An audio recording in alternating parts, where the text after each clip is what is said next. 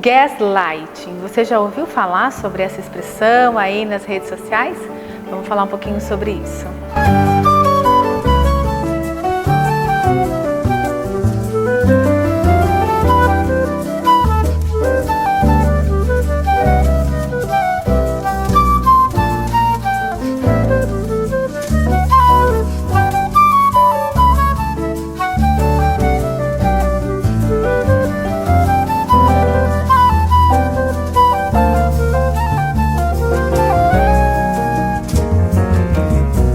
Oi pessoal, tudo bem? Seja muito bem-vindo a mais um episódio do programa Vivências aqui na sua TV Canal 4 Marília. Se sinta à vontade de estar aqui para a gente conversar sobre relacionamento, comportamento, saúde mental, sobre nosso desenvolvimento, que é o seu momento terapêutico aqui da sua semana. Eu fico muito feliz de você estar aqui comigo, viu? E você sabe que a gente está sempre à disposição. Se você tem sugestão de tema, se você tem dúvidas, você pode entrar em contato aqui com a TV ou então comigo no @psicóloga Ana Gláucia Lima, que a gente vai atender seu pedido e a gente vai conversar, porque a gente constrói conhecimentos juntos aqui. E hoje nós vamos falar sobre gaslighting. Gaslighting é um termo que está rodando aí as redes sociais, as mídias sociais, as discussões sobre um tipo de violência psicológica. Então, a gente já falou aqui sobre violência, os 5 tipos de violências que nós temos aí registrado. Já falamos que violência é crime, né? Uma vez que você é vítima de violência, seja moral, sexual, psicológica, emocional, física, patrimonial, enfim. Se você está sendo vítima de violência, você tendo isso, esses dados com você, você vai na delegacia e denuncia. Não tem os dados, vai na delegacia também que eles vão te orientar, porque violência é crime, tá? E gaslighting é um tipo de violência mais sutil, uma violência psicológica. O que o senso comum nos dá é um tipo de manipulação, que a gente vê dentro das relações amorosas, mas a gente vê também dentro das relações interpessoais. Esse termo ele surgiu por conta de uma obra cinematográfica de 1944, que gaslight significa iluminação a gás, né? Então, dessa obra em que o marido, ele manipulava a esposa, diminuindo a luz do ambiente, da casa, em determinadas situações e cenários, e dizendo que ela estava ficando louca.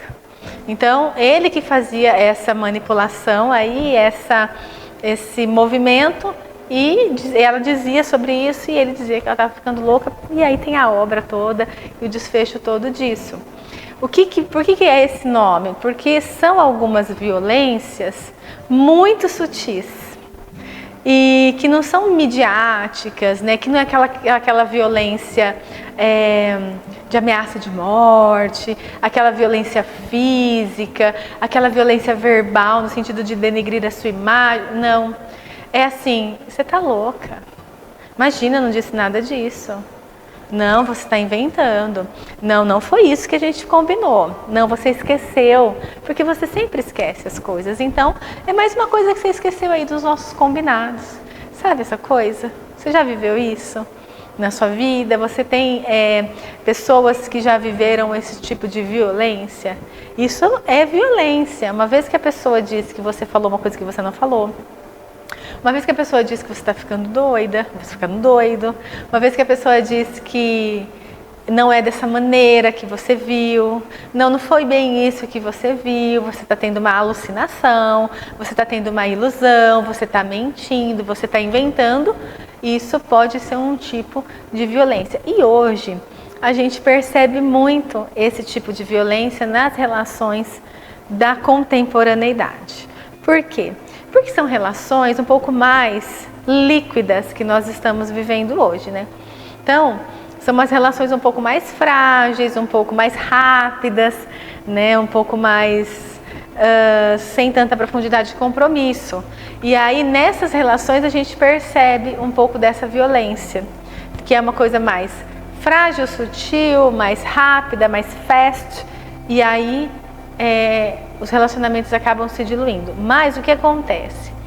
Pode ser que você não fique num relacionamento muito tempo com essa pessoa que faz esse tipo de violência contra você.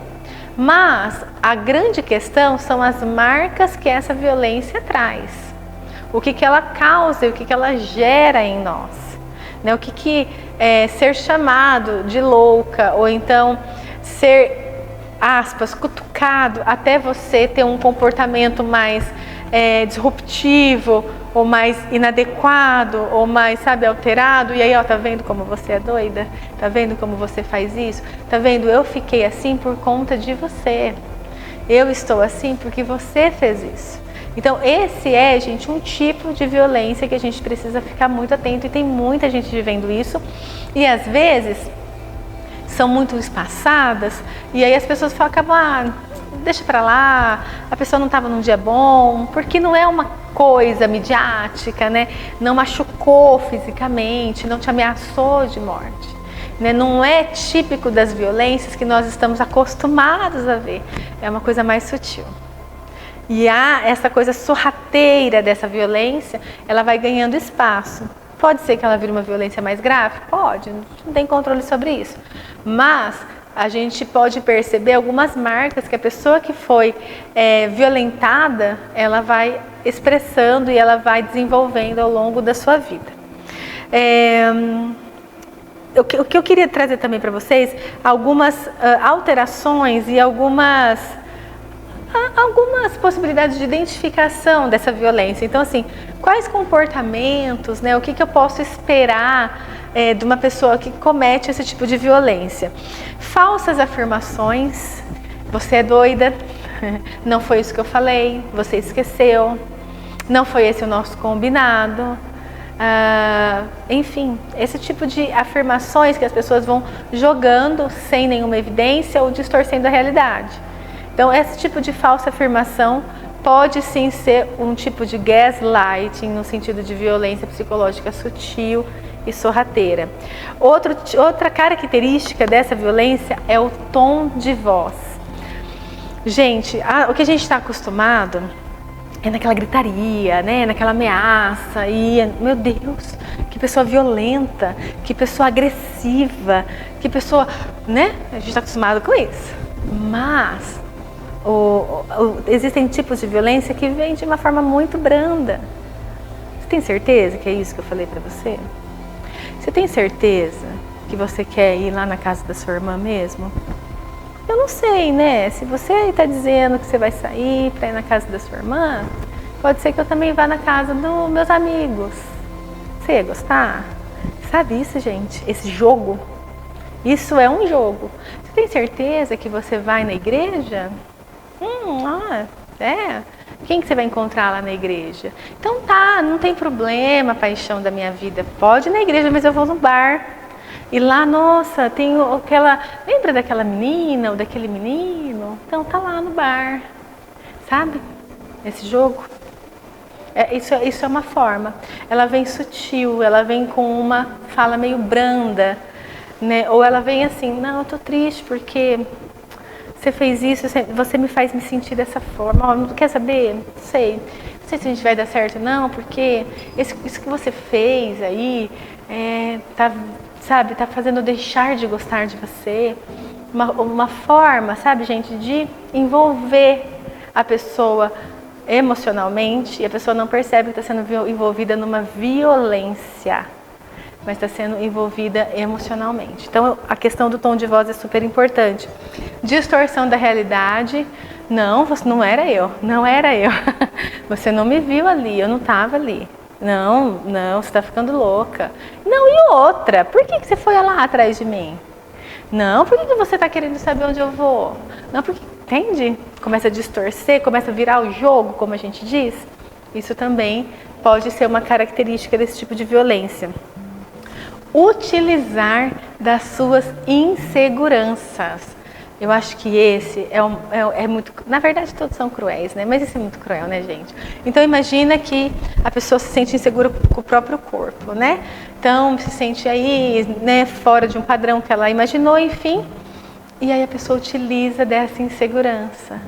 Nossa, olha como que fulano de tal tá com shape, tá sarado. Você vai conseguir chegar nisso ainda?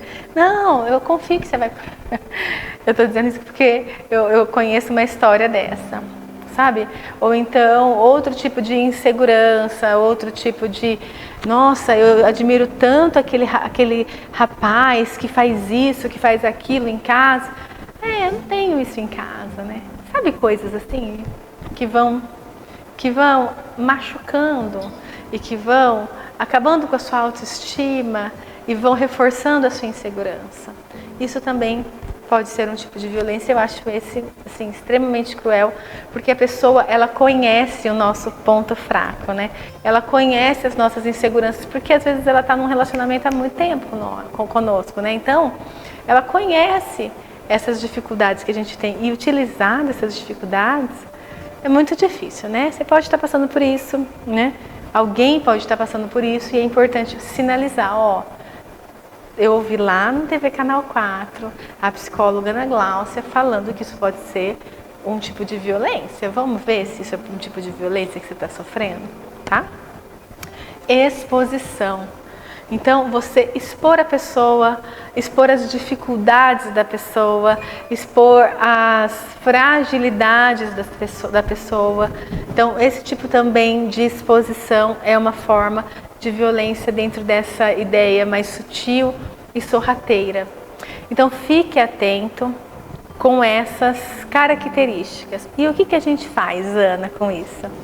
Eu acho que para todas as relações, isso está muito comprovado, que o diálogo é fundamental, né? A gente precisa sentar, conversar e colocar as cartas na mesa, né? A gente precisa expor a situação, a forma como você está percebendo, o que você está gostando e o que você não está gostando dessa relação.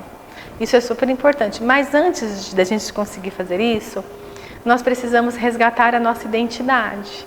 Porque pode ser que nesse movimento a nossa identidade vai sendo furtada. E a gente não tem força para fazer esses diálogos e essas aproximações com a pessoa. Então é muito importante você voltar a se olhar, a olhar para suas características, a olhar para suas potencialidades, ver se você não se perdeu.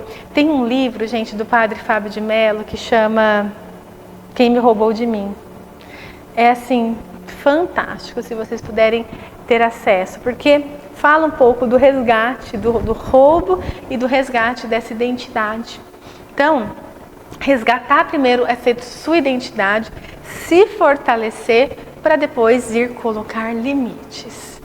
Eu estava ministrando uma palestra essa semana pela Editora Brasil Cultural, que eu sou parceira, e nós falamos sobre limites e falamos sobre a corresponsabilização da invasão de um limite que não é colocado. Pensa assim, você coloca um limite, a pessoa invade, é uma coisa, mas se não existe nem essa demarcação, a pessoa transita, concorda? Então, antes de nós olharmos para a pessoa que invade o nosso limite, ali, o nosso território, a gente precisa ver se a gente demarcou bem esse território. E para demarcarmos bem esse território, a gente precisa se conhecer para saber até onde a gente vai e até onde as pessoas vão. Percebe que é uma cadeia? Então nós precisamos olhar para todos esses movimentos para que você consiga, dentro dessa relação, falar, não dá. Não dá para fazer isso, não dá para fazer aquilo, não dá para continuar nessa relação. Às vezes, existem, gente, alguns comportamentos muito estruturais da nossa sociedade, né? Existe um racismo estrutural, existe um machismo estrutural, existe um feminismo estrutural, né? Então, existem algumas questões e comportamentos que são estruturais da nossa sociedade. E às vezes, algumas vezes, as pessoas não percebem tendo algum tipo de comportamento que machuca o outro. Então precisamos olhar para isso também, porque se você coloca isso para o seu parceiro ou para a sua parceira, ou para a pessoa que está envolvida nessa relação, você dá a oportunidade para a pessoa refletir e mudar. Se ela mudar, ótimo. Se ela não mudar, você muda. Então a gente vai se conectando dessa forma. Espero que você fique bem. Eu espero que você olhe para suas relações, então saiba que existe esse tipo de violência psicológica, sim, muito sutil, muito sorrateira entrando nas nossas relações e roubando nossa identidade, machucando quem nós somos, tentando tocar na nossa essência. Não permita, porque muitas vezes quando você for ver, já tomou uma proporção muito maior. Então se cuida dessas relações e cuide dos seus, e eu quero te agradecer por estar aqui mais uma vez comigo, e a gente conversando e a gente crescendo e construindo conhecimento juntos.